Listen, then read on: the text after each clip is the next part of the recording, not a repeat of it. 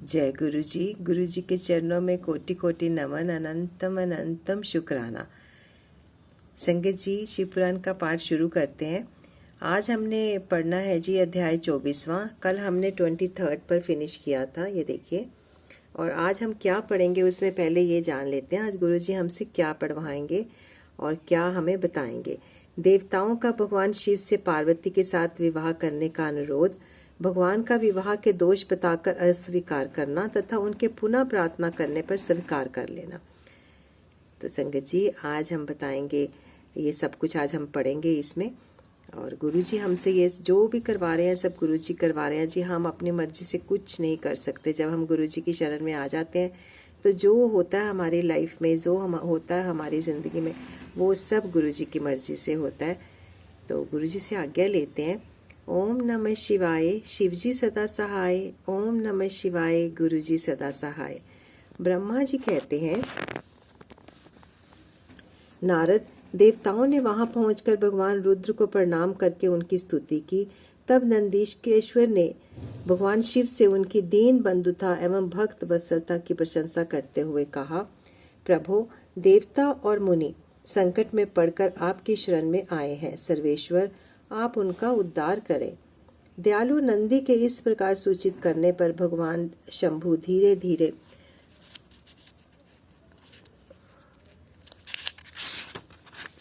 आंखें खोलकर ध्यान से उपरत हुए। समाधि से विरत हो परम ज्ञानी परमात्मा एवं ईश्वर शंभु ने समस्त देवताओं से इस प्रकार कहा, श्री विष्णु और ब्रह्मा आदि देवेश्वरों, तुम सब लोग मेरे समीप कैसे आए? तुम अपने आने का जो भी कारण हो वह शीघ्र बताओ। भगवान शंकर का यह वचन सुनकर सब देवता प्रसन्न हो कारण बताने के लिए भगवान विष्णु के मुंह की ओर देखने लगे। तब शिव के महान भक्त और देवताओं के हितकारी श्री विष्णु मेरे बताए हुए देवताओं के महत्तर कार्य को सूचित करने लगे। उन्होंने कहा, हे शंभो, तारकासुर ने देवताओं का अत्यंत अद्भुत एवं महान कष्ट प्रदान किया है। यही बताने के लिए सब देवता यहाँ आए हैं। भगवान, आपके और पुत्र से ही तारक दैत्य मारा जा सकेगा, किसी प्रकार से नहीं। मेरा यह कथन सर्वथा सत्य है। महादेव, इस प्रकार विचार करके आप कृपा करें। आपको नमस्कार है। हे स्वामिन, तारकासुर के द्वारा उपस्थित किए गए इस कष्ट से आप देवताओं का उद्धार कीजिए। देव शंभो, आप दाहिने हाथ से गिरजा का पानी ग्रहण करें। गिरिराज हिमवान के द्वारा दी हुई महानुभावा पार्वती को पानी ग्रहण के द्वारा ही अनुग्रहित कीजिए। श्री विष्णु का यह वचन सुनकर योग परायण भगवान शिव ने उन सब को उत्तम गति का दर्शन कराते हुए कहा, देवताओं, जो ही मैंने सर्वांग सुंदरी गिरिजा देवी को स्वीकार किया तो ही समस्त सुरेश्वर तथा ऋषि मुनि सकाम हो जाएंगे। फिर तो वे परमार्थ पथ पर चलने में समर्थ न हो सकेंगे। दुर्गा अपने पाणी ग्रहण मात्र से ही कामदेव को जीवित कर देगी। विष्णु, मैंने कामदेव को जलाकर देवताओं का बहुत बड़ा कार्य सिद्ध किया है। आज से सब लोग मेरे साथ सुनिश्चित रूप से निष्काम होकर रहें। देवताओं, जैसे मैं हूँ इसी प्रकार तुम सब लोग पृथक पृथक रहकर कोई विशेष प्रयत्न किए बिना ही अत्यंत दुष्कर एवं उत्तम तपस्या कर सकोगे। अब उस मदन के ना होने से तुम सब देवता समाधि के द्वारा परमानंद का अनुभव करते हुए निर्विकार हो जाओ, क्योंकि काम नरक की ही प्राप्ति कराने वाला है। काम से क्रोध होता है, क्रोध से मोह होता है और मोह से तपस्या नष्ट होती है। अतः तुम सभी श्रेष्ठ देवताओं को काम और क्रोध का परित्याग कर देना चाहिए। मेरे इस कथन को कभी अन्यथा नहीं मानना चाहिए। ब्रह्मा जी कहते हैं, नारद, वृषभ के चिन्ह से युक्त ध्वजा धारण करने वाले भगवान महादेव ने इस प्रकार की बातें सुनाकर ब्रह्मा, विष्णु और देवताओं तथा मुनियों को निष्काम धर्म का उपदेश दिया। तदंतर भगवान शंभु पुनः ध्यान लगाकर चुप हो गए और पहले की भांति पार्षदों से घिरे हुए सुस्थिर भाव से बैठ गए। वे अपने मन से ही स्वयं आत्म स्वरूप, निरंजन, निराभास, निर्विकार, निरामय, परातत्पर, नित्य ममता रहित, निरग्रह, शब्दातीत, निर्गुण, ज्ञान गम्य एवं प्रकृति से परे परमात्मा का चिंतन करने लगे। इस प्रकार परम स्वरूप का चिंतन करते हुए वे ध्यान में स्थित हो गए। बहुत से प्राणियों की सृष्टि करने वाले भगवान शिव ध्यान करते करते ही परमानंद में निमग्न हो गए। श्री हरि एवं इंद्र आदि देवताओं ने जब परमेश्वर शिव को ध्यानमग्न देखा तब उन्होंने नंदी की सम्मति ली। नंदी ने पुनः दीन भाव से स्तुति करने के लिए कहा। उनकी इस सतमति के अनुसार देवता स्तुति करने लगे। वे बोले, देव देव महादेव करुणा सागर प्रभु, हम आपकी शरण में आए हैं। आप महान क्लेश से हमारा उद्धार कीजिए। ब्रह्मा जी कहते हैं, नारद इस प्रकार बहुत दीनता पूर्वक उक्ति से देवताओं ने भगवान शंकर की स्तुति की। उसके बाद वे सब देवता प्रेम से व्याकुल चित्त हो उच्च स्वर से फूट फूट कर रोने लगे। मेरे साथ भगवान श्री हरि उत्तम भक्ति भाव से युक्त हो मन ही मन भगवान शंभु का स्मरण करते हुए अत्यंत दीनता पूर्वक वाणी द्वारा उनसे अपना अभिप्राय निवेदन करने लगे। देवताओं के मेरे तथा श्री हरि के इस प्रकार बहुत स्तुति करने पर भगवान महेश्वर अपनी भक्त वत्सलता के कारण ध्यान से विरत हो गए। उनका मन अत्यंत प्रसन्न था। वे भक्त वत्सल शंकर श्री हरि आदि को करुणा दृष्टि से देखकर उनका हर्ष बढ़ाते हुए बोले, विष्णु ब्रह्मा तथा इंद्र आदि सभी देवताओं, तुम सब लोग एक साथ यहाँ किस अभिप्राय से आए हो? मेरे सामने सब सच सच बताओ।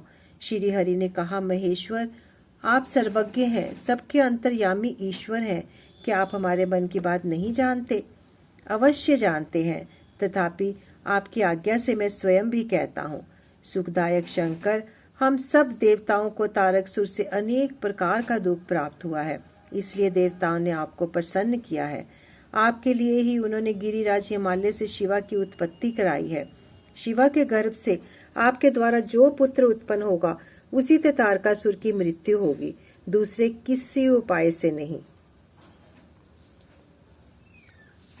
ब्रह्मा जी ने इस दैत्य को यही वर दिया है, इस कारण दूसरे से उसकी मृत्यु नहीं हो पा रही है। अतएव वह निडर होकर सारे संसार को कष्ट दे रहा है। इधर नारद जी की आज्ञा से पार्वती कठोर तपस्या कर रही हैं। उनके तेज से समस्त चराचर प्राणियों सहित त्रिलोकी आच्छादित हो गई है।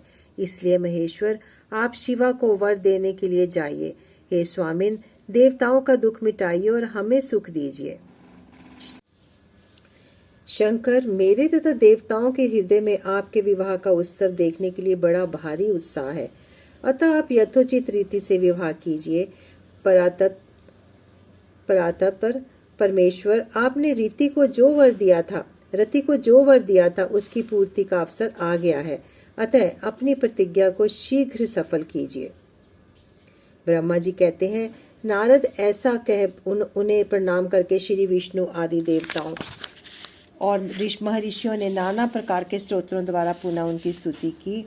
फिर वे सब के सब उनके सामने खड़े हो गए। भक्तों के अधीन रहने वाले भगवान शंकर भी, जो वेद मर्यादा के रक्षक हैं, देवताओं की बात सुनकर हंसकर बोले, हे हरे, हे विधे और हे देवताओं, तुम सब लोग आदर पूर्वक सुनो। मैं यथोचित विशेषता विवेक पूर्ण बात कर रहा हूँ।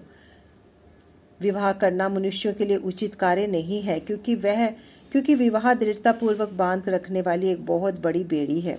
जगत में बहुत से कुसंग है, परंतु स्त्री का संग उन सबसे बढ़कर है। मनुष्य सारे बंधनों से छुटकारा पा सकता है, परंतु स्त्री प्रसंग रूपी बंधन से वह मुक्त नहीं हो पाता। लोहे और काठ की बनी हुई बेड़ियों में दृढ़ता पूर्वक बंधा हुआ पुरुष भी एक दिन उस कैद से छुटकारा पा सकता है, परंतु स्त्री पुत्र आदि के बंधन में बंधा हुआ मनुष्य कभी छूट नहीं पाता। महान बंधन में डालने वाले विषय सदा बढ़ते रहते हैं। जिसका मन विषयों के वशीभूत हो गया है, उसके लिए मोक्ष स्वप्न में भी दुर्लभ है। विद्वान पुरुष यदि सुख चाहता है तो वे विषयों को विधि पूर्वक त्याग दे। विषयों को विष के समान बताया गया है, जिनके द्वारा मनुष्य मारा जाता है। विषय के साथ वार्ता करने मात्र से मनुष्य क्षण भर में पतित हो जाता है। आचार्यों ने विषय को मिश्री मिलाई हुई वारुणी कहा है। यद्यपि मैं इस बात को जानता हूँ, यद्यपि विषयों के इन सारे दोषों का मुझे विशेष ज्ञान है, तथापि मैं तुम्हारी प्रार्थना को सफल करूंगा, क्योंकि मैं भक्तों के अधीन रहता हूँ और भक्त वत्सलता वंश उचित अनुचित सारे कार्य करता हूँ। इसलिए तीनों लोकों में अथयोचित कर्ता के रूप में मेरी प्रसिद्धि है। भक्तों के लिए मैंने अनेक बार बहुत से प्रयत्न करके कष्ट सहन किए हैं। गृहपति होकर विश्वानर मुनि का दुख दूर किया है। हरे विधे, अब अधिक कहने की क्या आवश्यकता। मेरी जो प्रतिज्ञा है उसे तुम सब लोग अच्छी तरह जानते हो। मैं यह सब सत्य कहता हूँ और जब जब भक्तों पर कोई भी विपत्ति आती है तब तक मैं तत्काल उनके सारे कष्ट हर लेता हूँ। तारकासुर से तुम सब लोगों को जो दुख प्राप्त हुआ है उसे मैं जानता हूँ और उसका हरण करूँगा। वह भी सत्य सत्य बता रहा हूँ। यद्यपि मेरे मन में विवाह करने की कोई रुचि नहीं, तथापि मैं पुत्रोत्पादन के लिए गिरजा के साथ विवाह करूँगा। तुम सब देवता अब निर्भय होकर अपने अपने घर जाओ, मैं तुम्हारा कार्य सिद्ध करूँगा। इस विषय में अब कोई विचार नहीं करना चाहिए। ब्रह्मा जी कहते हैं, हे नारद, ऐसा कहकर भगवान शंकर मौन और समाधि में स्थित हो गए और विष्णु आदि सभी देवता अपने अपने धाम को चले गए। अध्याय 24 की समाप्ति। संगत जी, शुरू कर रहे हैं अध्याय 25वां। देखते हैं इसमें हम क्या पढ़ते हैं, क्या सुनते हैं। भगवान शिव की आज्ञा से सप्तऋषियों का पार्वती के आश्रम जाकर उनके शिव विषयक अनुराग की परीक्षा करना और भगवान को सब वृतांत बताकर स्वर्ग को जाना। ब्रह्मा जी कहते हैं, देवताओं के अपने आश्रम में चले जाने पर पार्वती के तप की परीक्षा के लिए भगवान शंकर समाधिस्थ हो गए। वे स्वयं अपने ही परातत्व स्वस्थ माया रहित तथा उपद्रव्य शून्य स्वरूप का चिंतन करने लगे। उस ध्येय वस्तु के रूप में साक्षात भगवान महेश्वर ही विराजमान है। उनकी गति का किसी को ज्ञान नहीं होता। वे भगवान वृषभध्वज ही उन सबसे श्रेष्ठा परमेश्वर हैं। तात, उन दिनों पार्वती देवी बड़ी भारी तपस्या कर रही थी। उस तपस्या से रुद्रदेव भी बड़े विस्मय में पड़ गए। भक्ताधीन होने के कारण वे समाधि से विचलित हो गए और किसी कारण से नहीं। तदंतर सृष्टि हर ने वशिष्ठ आदि सप्तऋषियों का स्मरण किया। उनके स्मरण करते ही वे सातों ऋषि शीघ्र ही वहां आ पहुंचे। उनके मुख पर प्रसन्नता छा रही थी तथा वे सब के सब अपने सौभाग्य की अधिक सराहना करते थे। उन्हें आया देख भगवान शिव के नेत्र प्रफुल्लता से प्रफुल्ल कमल के समान खिल उठे और वे हंसते हुए बोले, तात सप्तऋषियों, तुम सब लोग मेरे हितकारी तथा संपूर्ण वस्तुओं के ज्ञान में निपुण हो, अतः शीघ्र मेरी बात सुनो। गिरजा कुमारी देवेश्वरी पार्वती इस समय सुस्थिर चित्त हो गौरी शिखर नामक पर्वत पर तपस्या कर रही है। मुझे पति रूप में प्राप्त करना ही उनका तपस्या का उद्देश्य है। द्विजो, इस समय केवल सखियां उनकी सेवा में है। मेरी सिवा दूसरी समस्त कामनाओं का परित्याग करके वे एक उत्तम निश्चय पर पहुंच चुकी हैं। मुनिवरों, तुम सब लोग मेरी आज्ञा से वहां जाओ और प्रेम पूर्वक हृदय से उनकी दृढ़ता से परीक्षा करो। वहां तुम्हें सर्वत्र छल युक्त बातें कहनी चाहिए। उत्तम व्रतधारी महर्षियों, मेरी आज्ञा से ऐसा करना है, इसलिए तुम्हें संशय नहीं करना चाहिए। भगवान शंकर की यह आज्ञा पाकर वे सातों ऋषि तुरंत ही उस स्थान पर जा पहुंचे जहां दीप्तिमती जगन माता पार्वती विराजमान थी। सप्तऋषियों ने वहां शिवा को तपस्या की मूर्तिमती दूसरी सिद्धि के समान देखा। उनका तेज महान था। वे अपने उत्तम तेज से प्रकाशित हो रही थी। उन उत्तम व्रतधारी सप्तऋषियों ने उन्हें मन ही मन प्रणाम किया और उनके द्वारा विशेषता पूजित हो वे मस्तक झुकाए इस प्रकार बोले, देवी गिरजा नंदिनी, हमारी यह बात सुनो। हम जानना चाहते हैं कि तुम किस लिए तपस्या करती हो तथा इसके द्वारा किस देवताओं और किस फल को पाना चाहती हो। उन द्विजों के इस प्रकार पूछने पर गिरजा कुमारी देवी शिवा ने उनके सामने अत्यंत गोपनीय होने पर भी सच्ची बात बताई। पार्वती बोली, मुनीश्वरों, आप लोग प्रसन्नता पूर्वक हृदय से मेरी बात सुने। मैंने अपनी बुद्धि से जिसका चिंतन किया है, अपना वह विचार मैं आपके सामने रखती हूँ। आप लोग मेरी असंभव बातें सुनकर मेरा उपहास करेंगे, इसलिए उन्हें कहने से संकोच ही होता है। तथापि मैं कहती हूँ, क्या करूँ। मेरा यह मन अत्यंत दृढ़ता पूर्वक एक उत्कृष्ट कर्म के अनुष्ठान में लगा है और ऐसा करने के लिए विवश हो गया। यह पानी के ऊपर बहुत बड़ी ऊंची दीवार खड़ी करना चाहता है। देव ऋषि का उपदेश पाकर मैं भगवान रुद्र मेरे पति हूँ, इस मनोरथ को मन में लिए अत्यंत कठोर तप कर रही हूँ। मेरा मन रूपी पक्षी बिना पांख के ही हठ पूर्वक आकाश में उड़ रहा है। मेरे स्वामी करुणानिधान भगवान शंकर ही इसके इस आशा की पूर्ति कर सकते हैं। पार्वती का यह वचन सुन वे मुनि हंस पड़े और गिरजा का सम्मान करते हुए प्रसन्नता पूर्वक छल युक्त मिथ्या वचन बोले।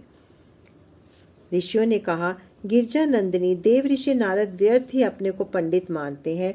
उनके मन में क्रूरता भरी रहती है। आप समझदार होकर भी क्या उनके चरित्र को नहीं जानती? नारद छल कपट की बातें करते हैं और दूसरों के चित्त को मोह में डालकर मत ले डालते हैं। उनकी बातें सुनने से सर्वथा हानि ही होती है। ब्रह्मपुत्र दक्ष के पुत्रों को नारद ने जो छल पूर्वक उपदेश दिया, उसका फल यह हुआ कि वे सब के सब अपने पिता के घर लौट कर न आ सके। यही हाल उन्होंने दक्ष के दूसरे पुत्रों का भी किया। वे भी उनके चक्कर में आकर भिखारी बन गए। विद्याधर चित्रकेतु को उन्होंने ऐसा उपदेश दिया कि उसका घर ही उजड़ गया। प्रहलाद को अपना चेला बनाकर इन्होंने हिरण्यकशिपु के बड़े बड़े दुख दिलवाए। वे सदा दूसरों की बुद्धि में भेद पैदा किया करते हैं। नारद मुनि कानों को पसंद आने वाली अपनी विद्या जिसको सुना देते हैं, वे ही अपना घर छोड़कर तत्काल भीख मांगने लगता है। उसका मन मलिन है, केवल शरीर ही उज्जवल दिखाई देता है। हम उन्हें विशेष रूप से जानते हैं क्योंकि उनके साथ रहते हैं। उनका उपदेश पाकर बड़े बड़े विद्वानों द्वारा सम्मानित होने वाली तुम भी व्यर्थ ही बुलावे में आ गई और मूर्ख बनकर दुष्कर तपस्या करने लगी। बाले, तुम जिनके लिए ये भारी तपस्या करती हो, वे रुद्र सदा उदासीन, निर्विकार तथा काम के शत्रु हैं। इसमें संशय नहीं है। वे अमांगलिक वस्तुओं से युक्त शरीर धारण करते हैं, लज्जा को तिलांजलि दे चुके हैं। उनका ना कहीं घर है न द्वार। वे किस कुल में उत्पन्न हुए हैं, इसका भी किसी को पता नहीं है।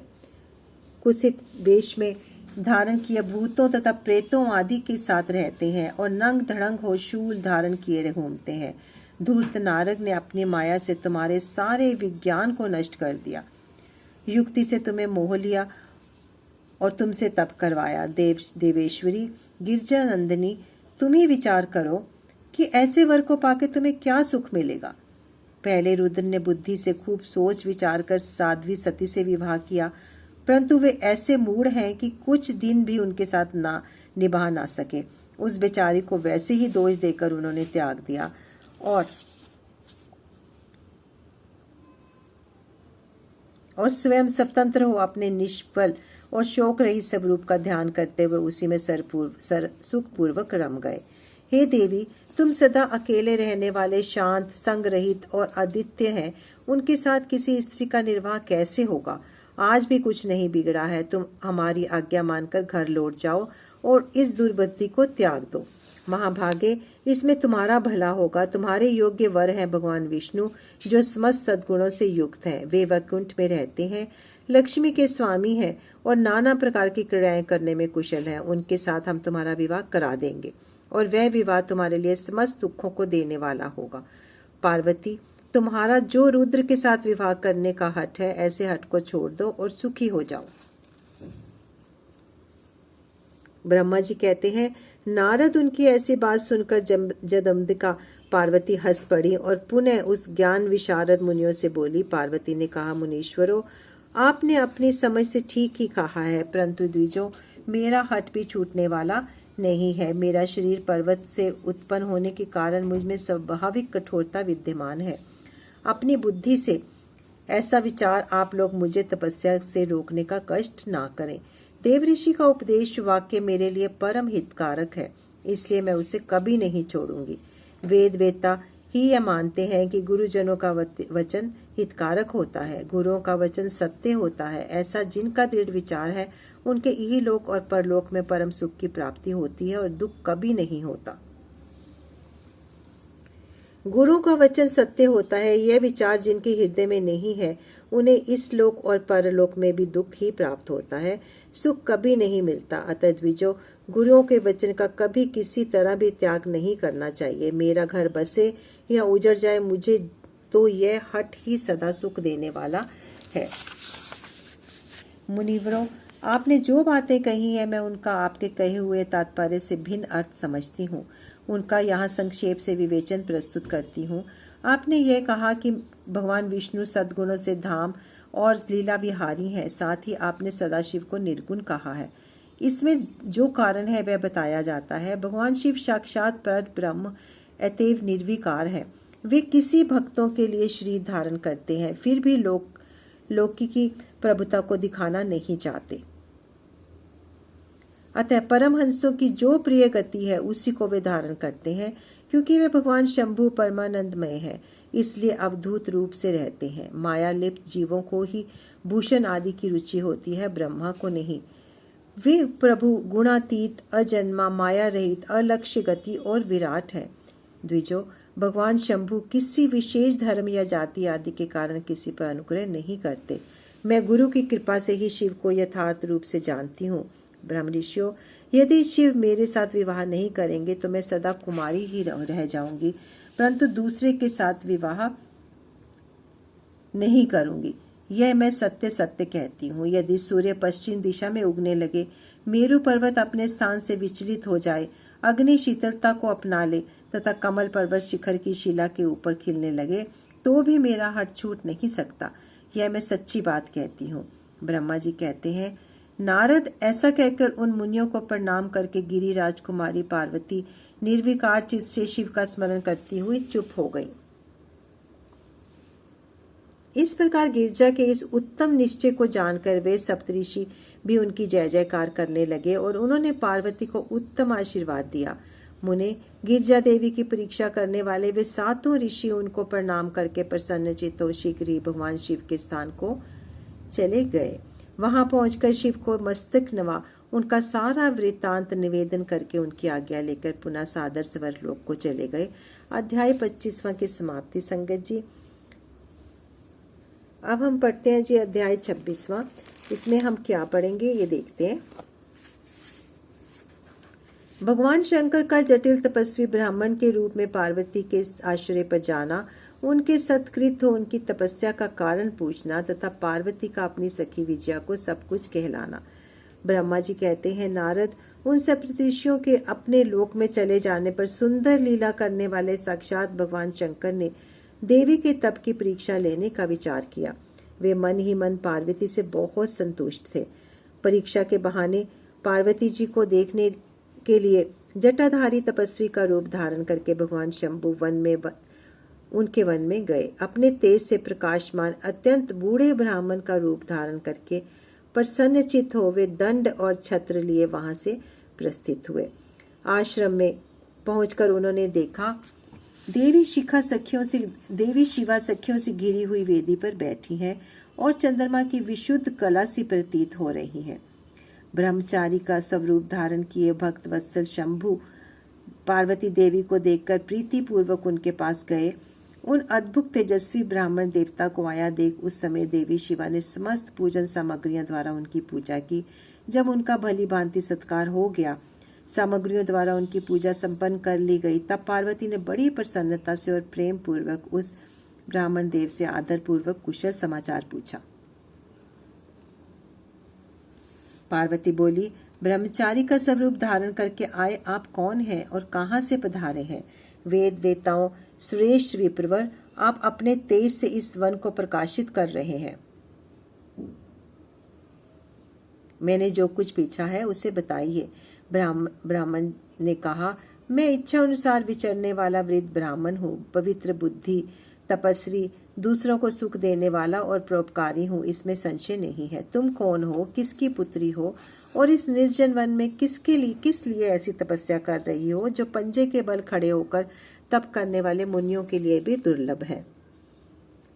तुम न बालिका हो न वृद्धा हो, सुंदरी तरुणी जान पड़ती हो, फिर किस लिए पति के बिना इस वन में आकर कठोर तपस्या करती हो? भद्रे, क्या तुम्हें किसी तपस्वी की सहचारणी तपस्विनी हो?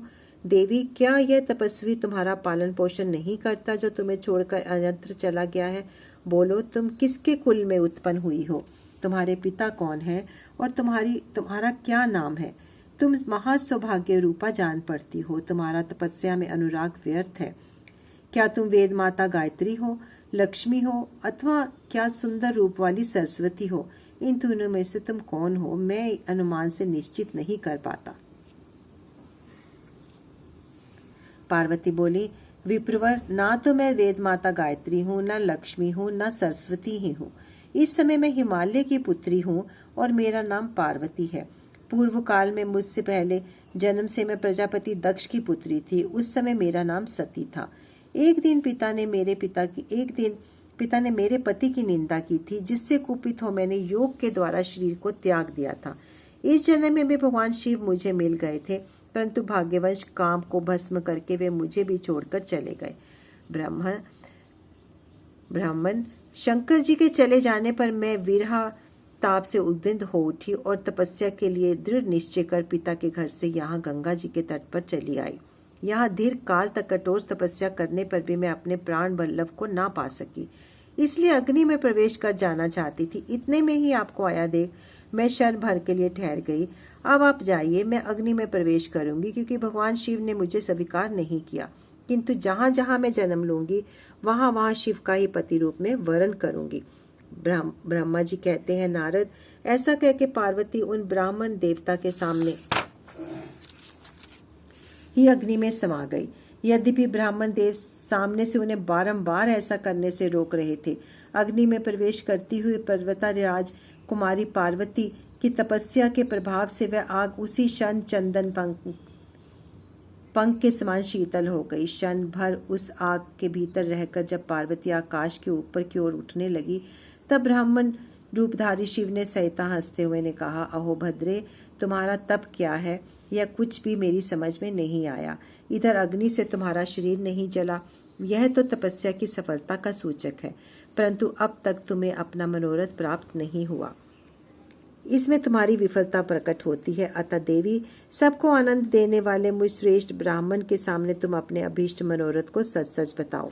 ब्रह्मा जी कहते हैं, नारद, ब्राह्मणों की इस प्रकार पूछने पर उत्तम व्रत का पालन करने वाली अंबिका ने अपनी सखी को उत्तर देने के लिए प्रेरित किया। पार्वती से प्रेरित होकर उनकी वृज्या नामक प्राण प्यारी सखी ने, जो उत्तम व्रत को जानने वाली थी, जटाधारी तपस्वी से कहा, साधो, तुमसे पार्वती के उत्तम चरित्र का और इनकी तपस्या के समस्त कारणों का वर्णन करती हूँ। आप सुनना चाहते हैं तो सुनिए। मेरी सखी गिरिराज हिमाचल की पुत्री है। ये पार्वती और काली नाम से विख्यात है तथा माता मेनका की कन्या है। अब तक किसी ने इनके साथ विवाह नहीं किया है। यह भगवान शिव के सिवाय दूसरे किसी को नहीं चाहती भी नहीं। उन्हीं के लिए 3000 वर्षों से तपस्या कर रही हैं। भगवान शिव की प्राप्ति के लिए ही मेरी इन सखी ने ऐसा तप प्रारंभ किया है। विप्रवर, इसमें जो कारण है उसे बताती हूँ, सुनिए। ये पर्वत राजकुमारी ब्रह्मा, विष्णु तथा इंद्र आदि देवताओं को भी छोड़ केवल पिनाक पाणी भगवान शंकर को ही अपना पति रूप में प्राप्त करना चाहती है और नारद जी के आदेश से कठोर तपस्या कर रही है। द्विजश्रेष्ठ, आपने जो कुछ पूछा है उसके अनुसार मैंने प्रसन्नता पूर्वक अपनी सखी का मनोरथ बता दिया। अब आप और क्या सुनना चाहते हैं? ब्रह्मा जी कहते हैं, नारद विजया का यह यथार्थ वचन सुनकर जटाधारी तपस्वी रुद्र हंसते हुए बोले, सखी ने ये जो कुछ कहा है उसमें मुझे परिहास का अनुमान होता है। यदि यह सब ठीक हो तो पार्वती देवी अपने मुंह से कहे। जटिल ब्राह्मण के इस प्रकार कहने पर पार्वती देवी अपने मुंह से यूं कहने लगी। अध्याय 26 की समाप्ति। संगत जी, आज हम यहीं पर अपने शिव पुराण के खंड तृतीय के रुद्र संहिता के खंड तृतीय के पाठ का विराम देते हैं। गुरु जी से एक बार आज्ञा लेते हैं। संगत जी हमारे साथ सब मिलकर बोलते हैं, ओम नमः शिवाय, शिव जी सदा सहाय। ओम नमः शिवाय, गुरु जी सदा सहाय। Thank you so much Guru ji. Thank you so much. शुक्राना गुरु जी, शत बार शुक्राना गुरु जी। जय गुरु जी।